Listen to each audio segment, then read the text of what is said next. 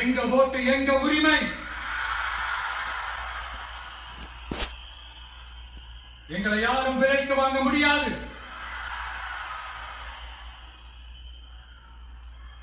எங்க ஓட்டு விசில் சின்னத்துக்கு தான்.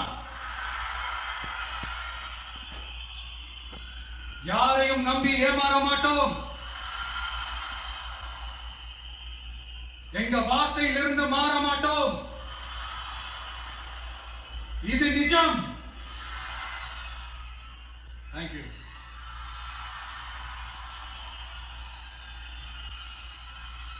ஒரு குட்டி கதையிலிருந்து ஆரம்பிப்போமா?